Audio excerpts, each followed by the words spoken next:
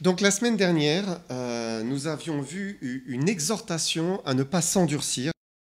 Donc il explique que alors que Israël était aux portes du pays promis, donc le pays de la promesse, le pays de la bénédiction que Dieu prévoyait de leur donner, ils pouvaient aller rentrer dans ce qu'ils appelaient le repos, le pays de Canaan, mais ils n'ont pas cru, ils n'ont pas fait confiance à Dieu, et ils ont fait carrément demi-tour. Et l'auteur de l'épître invite les lecteurs ou les auditeurs, quand c'était lu, à ne pas justement suivre ce chemin des Israélites qui s'étaient endurcis, qui n'ont pas fait confiance au Seigneur et qui ont fait demi-tour. Et donc l'exhortation qu'il donne, c'est « Aujourd'hui, si vous entendez sa voix, n'endurcissez pas vos cœurs comme lors de la révolte ». Et donc l'auteur va continuer avec son développement en parlant d'un repos, non pas du repos du pays de Canaan, mais du repos qui se trouve en Jésus-Christ. Parce que tout ce qu'ont pu vivre les Israélites dans le désert, depuis la conquête en Canaan, toute leur bataille, tout ce qu'ils ont vécu, toutes les circonstances terrestres, eh bien tout cela n'était que des images finalement de quelque chose qui était spirituel et donc quelque chose qui est pour nous aujourd'hui. On va lire ensemble Hébreux 4, versets 1 à 13. Hébreux 4, versets 1 à 13. Il dit « Craignons donc, tandis que la promesse d'entrer dans son repos subsiste encore, qu'aucun de vous ne paraisse être venu trop tard. Car cette bonne nouvelle nous a été annoncée aussi bien qu'à eux, mais la parole qui leur fut annoncée ne leur servit de rien, parce qu'elle ne trouva pas de la foi chez ceux qui l'entendirent. Pour nous qui avons cru, nous entrons dans le repos, selon qu'il dit « Je jurai dans ma colère, ils n'entreront pas dans mon repos ». Il dit cela, quoique ses œuvres aient été achevées depuis la création du monde, car il a parlé quelque part ainsi du 7e jour. Et Dieu se reposa de toutes ses œuvres le 7e jour. Et ici encore, ils n'entreront pas dans mon repos. Or, puisqu'il est encore réservé à quelques-uns d'y entrer, et que ceux à qui d'abord la promesse a été faite n'y sont pas entrés à cause de leur désobéissance, Dieu fixe de nouveau un jour, aujourd'hui, en disant dans David, bien longtemps après, comme il est dit plus haut, « Aujourd'hui, si vous entendez sa voix, n'endurcissez pas vos cœurs. » Car si Josué leur avait donné le repos, Dieu ne parlerait pas après cela d'un autre jour. Il y a donc un repos de sabbat réservé au peuple de Dieu. Car celui qui entre dans le repos de Dieu se repose de ses œuvres, comme Dieu s'est reposé des siennes. Empressons-nous donc d'entrer dans ce repos, afin que personne ne tombe en donnant le même exemple de désobéissance. Car la parole de Dieu est vivante et efficace, plus tranchante qu'une épée quelconque à 2 tranchants, pénétrante jusqu'à partager âme et esprit, jointure et moelle. Elle juge les sentiments et les pensées du cœur. Nulle créature n'est cachée devant lui, mais tout est nu et découvert aux yeux de celui à qui nous devons rendre compte. Donc, l'auteur nous rappelle ici que les Israélites, dans le désert, ont entendu Dieu leur parler par des exhortations à entrer justement dans le pays promis. Moïse d'abord, qui leur parlait de ce pays promis. Et puis ensuite Josué et Caleb, quand ils sont revenus, ils encourageaient à entrer dans le pays promis parce qu'ils avaient foi dans la promesse. Mais il est dit au verset 2, si on relit le verset 2, « Cette bonne nouvelle nous a été annoncée aussi bien qu'à eux, mais la parole qui leur fut annoncée ne leur servit de rien, parce qu'elle ne trouva pas la foi chez ceux qui l'entendirent. » Donc, cette parole à faire confiance et à s'avancer résolument dans le plan de Dieu ne leur servit de rien. Elle ne leur servit pas. Pourquoi ? Parce qu'ils n'ont pas cru. Elle ne trouva pas la foi, ils n'ont pas cru. Et c'est pour cela qu'il est répété plusieurs fois, « Aujourd'hui, si vous entendez sa voix, n'endurcissez pas vos cœurs, croyez et avancez. » Et Dieu nous le dit encore à nous aujourd'hui, parce que le repos du pays promis, eh bien, ce n'est qu'une image d'un autre repos. C'est ce qu'il nous explique ici. Et ce repos que Dieu voulait pour son peuple, le peuple d'Israël, il dépassait le repos de Canaan. En fait, Dieu avait depuis très longtemps en vue un autre repos qui était préparé pour les croyants. Et pour preuve, il va nous parler de David, David qui va donner cette exhortation à ne pas s'endurcir et à entrer dans le repos. Mais en fait, ils étaient déjà dans le pays de Canaan alors que David donne cette exhortation.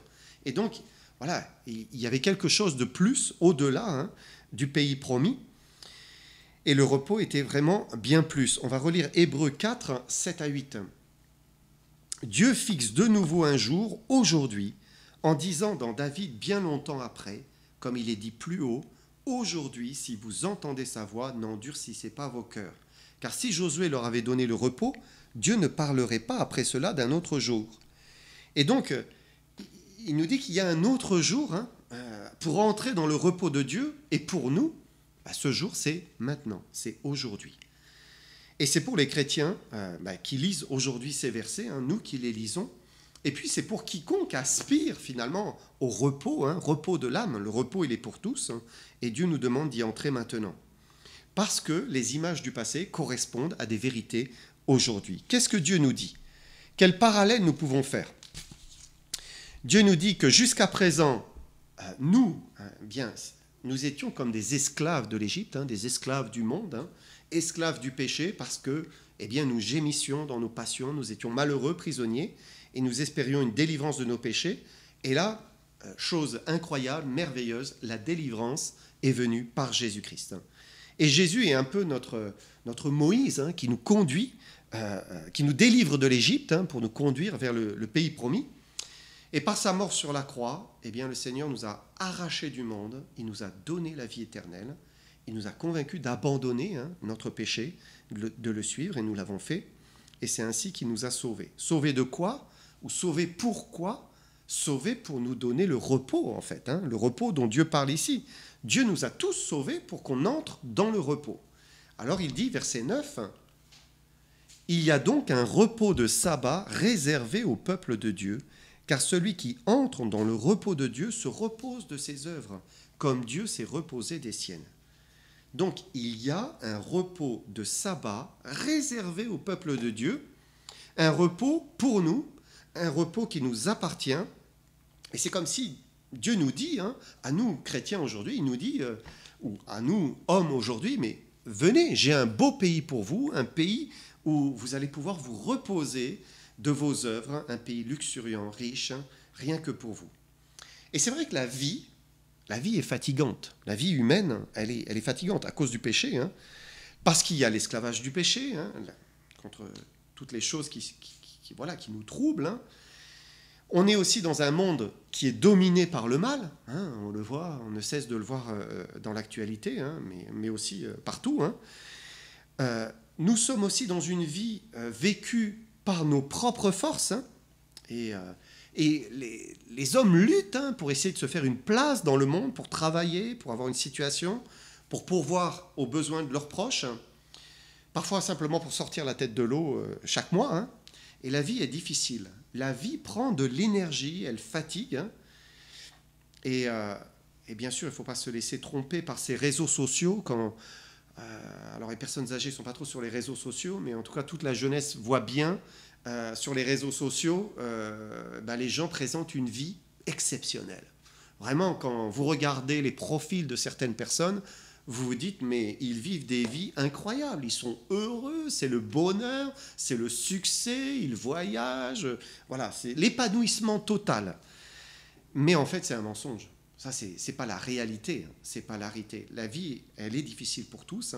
Il y a le travail, il y a la maladie, il y a la vieillesse, il y a le péché, et voilà, la vie est difficile, il y a des épreuves pour tous, ça c'est la réalité. Mais Dieu dit, il y a donc un repos de sabbat réservé au peuple de Dieu. Est-ce que ça veut dire que pour le peuple de Dieu, il n'y a plus de difficultés, il n'y a plus d'épreuves? Bien sûr que non. Mais il y a un repos, un vrai repos, pour celui qui lui appartient, parce qu'il ne va plus vivre sa vie à porter seul, finalement, toute sa vie. Il va vivre désormais porté par Dieu, soulagé par Dieu, conduit, dirigé par lui dans toute sa vie. Et ça change tout. Quand on pense au sabbat, le sabbat dans l'Ancien Testament, donc c'est le 7e jour, jour de la semaine, le samedi. Et comme Dieu a travaillé 6 jours, et il a créé le monde, il s'est reposé le 7e jour, il a donné aux Juifs ce commandement, le 7e jour, vous vous reposerez. 7e jour, vous ne faites plus rien, plus aucun travail, absolument rien. Vraiment, il devait se reposer. Hein. C'était un jour de détente, un jour où on cherchait Dieu, un jour où on l'écoutait, on recevait de lui. Hein. Mais derrière ce 7e jour du repos, Dieu voulait illustrer une autre vérité, bien sûr. Hein. Comme le pays promis, c'était l'image du repos, le 7e jour, c'est aussi l'image du repos. Et à chaque fois, il s'agit de se reposer. Maintenant, le repos de sabbat, réservé au peuple de Dieu, ce n'est pas le 7e jour. À quoi ça servirait de dire à des Juifs qui pratiquaient déjà le sabbat, hein, tous les samedis, ils s'arrêtaient, hein, d'entrer dans le repos en disant « mais ne vous endurcissez pas, rentrez dans le repos ». En fait, ce n'est pas le 7e jour, le repos de sabbat réservé au peuple de Dieu. Mais il s'agit d'un autre repos. De quel repos s'agit-il ?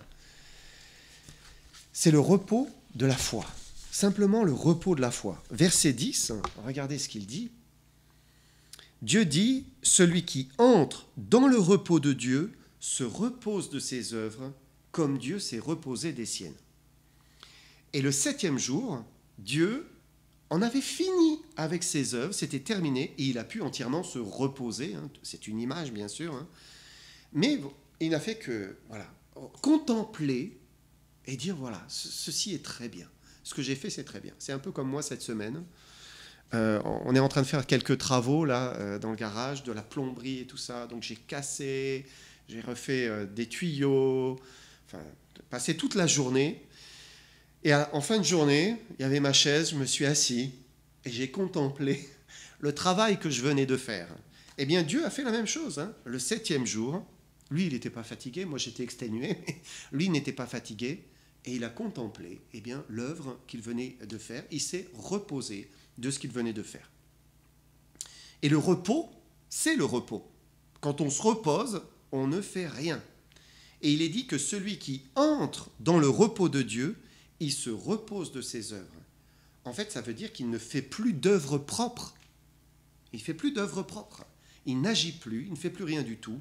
Il se repose vraiment. Et c'est exactement ce que Paul dit en Galates, Galates 2:20. Il dit « J'ai été crucifié avec Christ, et si je vis, ce n'est plus moi qui vis, c'est Christ qui vit en moi. Si je vis maintenant dans la chair, je vis dans la foi au Fils de Dieu, qui m'a aimé, qui s'est livré lui-même pour moi. » Paul dit « Si je vis, si je bouge, si je suis actif, si j'entreprends, si je travaille, si je prends des décisions, ce n'est plus moi qui vis, c'est Christ qui vit en moi. » Et donc, ce n'est plus moi qui fais les œuvres, hein, mais c'est Christ qui les fait en moi, et moi, je me repose complètement. Et c'est cela le repos de sabbat réservé au peuple de Dieu. C'est un repos dans la foi, par la foi. Si je vis maintenant dans la chair, je vis dans la foi au Fils de Dieu. Et donc, Paul gardait ses yeux constamment sur Jésus-Christ hein, pour rester dépendant de lui, comme un sarment qui est attaché à son cep et recevoir toute la force de faire ce que Dieu attendait de lui. Concrètement, on peut dire, mais quand il avait une décision à prendre, il demandait, mais Seigneur, qu'est-ce que tu veux que je fasse ? Qu'est-ce que tu désires ? Non pas ma volonté, mais la tienne. Et puis il suivait la direction que Dieu lui indiquait. Quand il s'apprêtait à faire quelque chose, il demandait, mais Seigneur, conduis-moi. Qu'est-ce que tu veux que je dise ? Qu'est-ce que tu veux que je fasse ? Et Christ agissait au travers de lui. Au départ, c'était certainement comme cela. Hein. Et c'est vrai qu'au départ, on demande sans cesse, Seigneur, qu'est-ce que je dois faire ? Quelle direction prendre ? Mais petit à petit, pour l'apôtre Paul, je pense, hein, il demandait de moins en moins. Parce qu'au bout d'un moment, quand vous vivez dans le Seigneur, vous marchez avec le Seigneur, vous devenez de plus en plus dépendant du Seigneur. Et il peut inspirer lui-même hein, ce qu'il désire, ce qu'il veut de vous, et vous prenez directement les bonnes décisions. Maintenant, ça ne veut pas dire qu'il ne faut pas rester en contact permanent, parce qu'on a vite fait à un moment, prendre des ailes et prendre la mauvaise décision. Mais il y a l'idée de rester dans la dépendance du Seigneur. Et Paul était entièrement dépendant de Christ, en sorte que ce n'était plus lui qui vivait, c'était Christ qui vivait en lui. Alors, lui, il était dans le repos, un repos parfait, il se reposait de ses œuvres. Quelqu'un a écrit « L'inconverti, celui qui n'a pas le Seigneur, dirait « ce n'est pas Christ qui vit en moi, c'est moi. Et c'est sûr, l'inconverti, il n'a pas le Seigneur. Donc, c'est lui qui vit, c'est lui qui décide, c'est lui qui fait tout. Hein. Et quand c'est le moi, eh bien, voilà, il peut y avoir des bonnes choses, mais il y a aussi le péché qui se manifeste. Et puis, une fois converti à Jésus-Christ, avec des débuts un peu chancelants, le chrétien dit « c'est moi qui vis avec Christ ». Moi d'abord, et Christ ensuite, hein, pour combler les déficits. Comme un jeune chrétien qui l'a accepté dans son cœur, le Seigneur est là, il est bien là, il est en lui. Mais parfois, ça lui échappe, même souvent, ça lui échappe. Hein, il perd le contrôle, donc c'est le moi et parfois Christ. Hein. Et puis quand on avance, hein, et on apprend à céder au Seigneur, obéir au Seigneur, alors c'est Christ. Et puis après, moi, d'abord Christ, on comprend l'importance de Christ en soi, et on lui cède. Hein. Mais Paul dit, j'ai été crucifié avec Christ. Je suis mort. Ce n'est plus moi qui vis, c'est Christ qui vit en moi. Christ seul, Christ en tout. Et celui-là, eh bien, il en a fini avec des œuvres charnelles, humaines, et ça, c'est le vrai repos de la foi. Ce repos qui procure la paix, la joie, la confiance. Et finalement, c'est ce que l'on doit tous viser dans la vie chrétienne. Paul nous montre le chemin, il nous montre la voie. Hein. Il a ouverte pour nous, pour qu'on le suive et qu'on expérimente le vrai repos, le repos parfait. Et ça ne veut pas dire que celui qui se repose tombe dans un état de passivité, de contemplation mystique, et puis qui négligerait ses devoirs, ses responsabilités. Non. Au contraire, le repos de la foi, c'est une vie active, c'est une vie riche, c'est une vie pleine, hein, parce qu'on entre dans les œuvres préparées d'avance. Vous vous souvenez de ce passage dans Éphésiens 2, hein, de 8 à 10. On fait ce que Dieu a prévu que l'on fasse. Et le but, c'est d'être actif, mais actif non plus avec nos forces humaines, mais actif selon Dieu. Non plus selon nos plans, mais selon la volonté de Dieu. Et alors là, bien, Christ vit naturellement et sans effort, hein, et c'est pour cela que l'on se repose. Versets 9 à 11, si on revient sur ces versets, il y a donc un repos de sabbat réservé au peuple de Dieu. Car celui qui entre dans le repos de Dieu se repose de ses œuvres, comme Dieu s'est reposé des siennes. Empressons-nous donc d'entrer dans ce repos, afin que personne ne tombe en donnant le même exemple de désobéissance. Et les Israélites dans le désert ont tardé. Ils savaient que le pays était là, les espions étaient revenus, hein, mais finalement, ils ont dit non, on ne veut plus y entrer. Mais Dieu ne les avait pas libérés de l'Égypte pour les laisser continuer à vivre leur vie comme ils le voulaient, dans leur péché. Dieu les avait sauvés de l'Égypte pour faire son peuple, hein, pour les guider, les conduire, les inspirer, hein, et puis les amener à jouir de ce repos. Et en fait, il ne faut pas répéter ce qu'ils ont fait.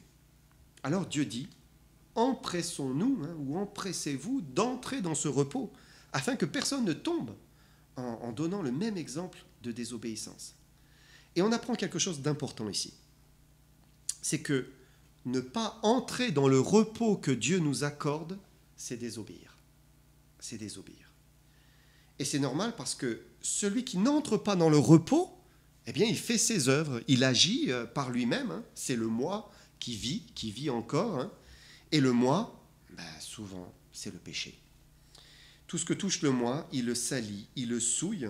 Même des œuvres pieuses, on dirait, mais c'est pieux là, c'est bien. Mais ça peut être souillé à cause de la chair, à cause du moi. Et c'est pour cela que c'est une désobéissance de ne pas entrer dans le repos de Dieu. Dieu veut qu'on meure à nous-mêmes et que Christ, eh bien, ait toute la place. Alors il dit, empressons-nous donc d'entrer dans ce repos. En fait, Dieu nous dit, mais mettez-y tout votre cœur, toute votre volonté, désirez vous reposer en moi. Et c'est un lent processus qui fait partie de la sanctification. Et en cela, on peut dire, nous ne sommes pas tous égaux. Certains avancent très vite Et puis d'autres sont beaucoup, beaucoup plus lents et vont mettre beaucoup plus de temps à parvenir au même résultat finalement. L'apôtre Paul, lui, ça a été une flèche, hein, même s'il y a eu tout un temps, voilà, plusieurs années en Arabie, hein, tout un temps de sanctification où Dieu s'est révélé à lui. Hein, Paul est arrivé rapidement à dire « ce n'est plus moi qui vis, c'est Christ qui vit en moi ». Et il nous sert d'exemple, il est notre exemple. C'est quelque chose que nous devons viser. Maintenant, d'une manière pratique, pour entrer dans ce repos, on peut dire qu'il faut faire 4 choses. La première, c'est de croire que c'est une réalité, qu'il y a un vrai repos, hein, ça existe, il y a un repos en Jésus-Christ, Dieu nous l'a préparé, c'est une vie où c'est lui qui prend vraiment les commandes, qui inspire, qui conduit, et on n'a plus à s'inquiéter de telle ou telle chose, hein, parce que c'est lui qui veut s'en occuper. Et donc notre part, c'est premièrement croire, y croire. La deuxième chose, il faut en finir avec ses œuvres propres, ses œuvres charnelles. Et ça veut dire quoi ? Renoncer. Renoncer à agir par soi-même. Ça, c'est la mort à soi-même. Et même si on n'y arrive pas parfaitement en un jour, hein, c'est impossible, il faut renouveler ce renoncement. Encore, on se consacre, on abandonne. Chaque jour, c'est quelque chose que l'on réclame, que l'on désire, on l'attend. Vous vous souvenez de ce verset ? Si le grain de blé tombé en terre ne meurt, il reste seul. Mais s'il meurt, il porte beaucoup de fruits. Donc il y a une nécessité de renoncer, de mourir à soi-même, pour que la vie de Christ puisse se manifester. Il y a un livre de méditation, j'imagine plusieurs l'ont déjà lu ou le lisent même encore maintenant, hein, c'est « Tout pour qu'il règne », Oswald Chambers. Mais c'est des méditations qui nous invitent sans cesse à renoncer, à mourir, à se donner à Christ. Et ça aide. Hein. Troisièmement, il faut placer toute sa confiance en Jésus, notre Josué, fixer notre attention sur Jésus. Hein, le nom de Josué, finalement, c'est la racine de Jésus. Hein, et ce n'est pas un hasard parce que Jésus est vraiment notre Josué. C'est lui qui nous conduit vers le pays du repos.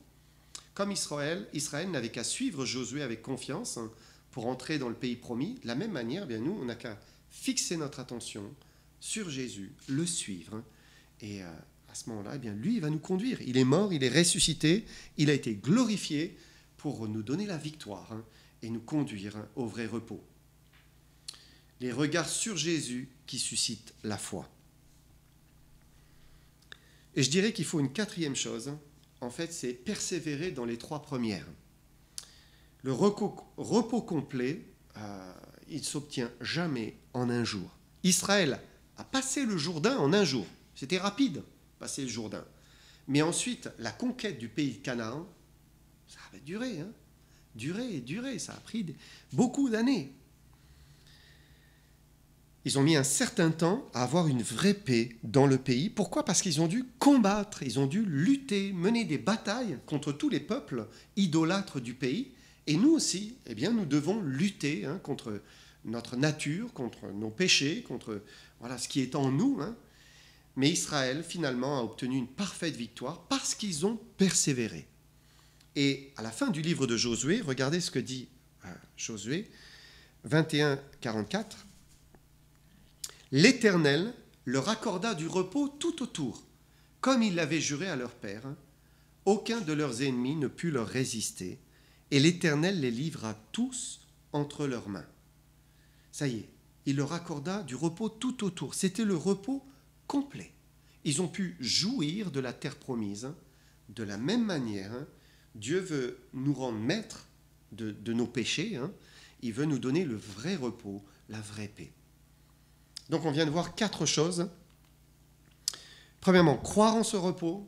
Deuxièmement, renoncer à soi. Troisièmement, regarder à Jésus. Et puis ensuite, persévérer encore et encore. Hein, et le repos est pour nous. Le Seigneur nous le promet. C'est un repos qui nous est réservé. Et Dieu sait qui est aujourd'hui dans le repos. Il sait qui ne l'est pas. Et il sait qui est en chemin avec le désir d'y parvenir, hein, même s'il n'y arrive pas encore. Et au travers de cet épître, c'est comme un avertissement. Il nous exhorte à le désirer, à lui faire confiance.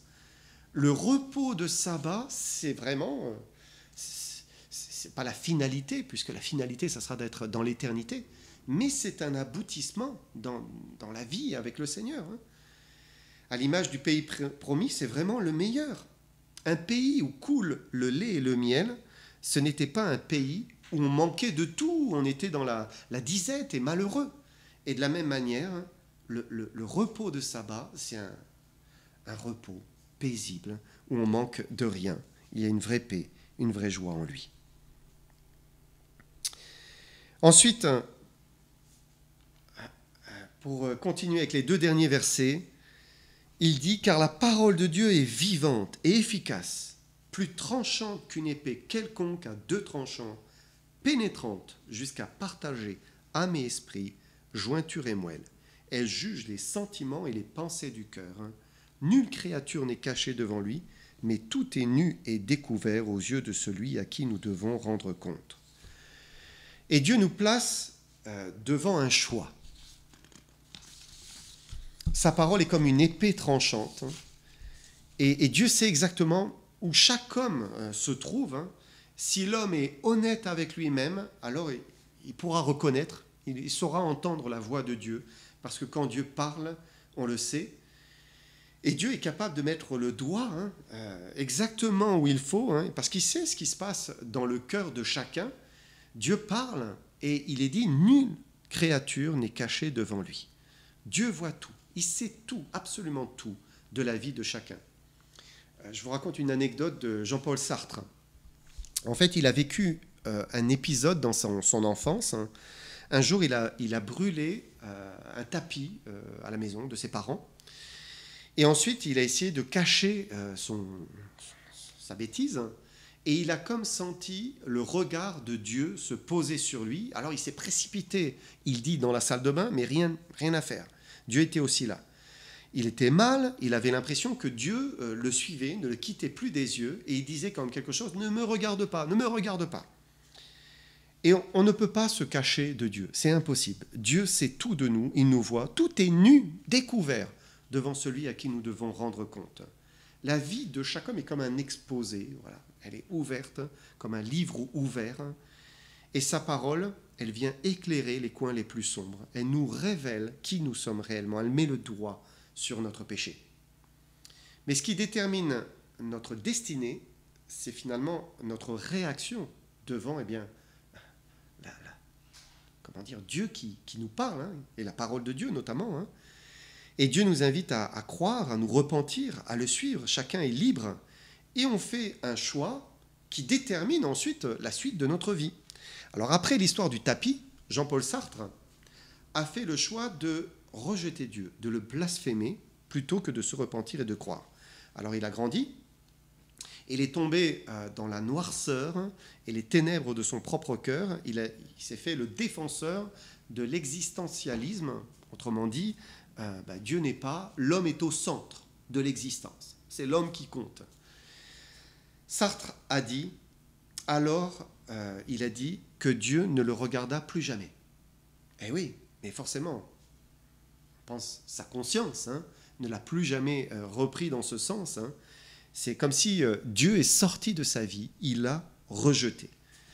Mais ce qui est incroyable, c'est que ensuite toute sa vie, il a quand même été obsédé en un sens par Dieu, parce que bien qu'il était un auteur athée, qui écrivait beaucoup, il n'arrêtait pas de parler de Dieu finalement, le Dieu dans lequel il ne croyait pas.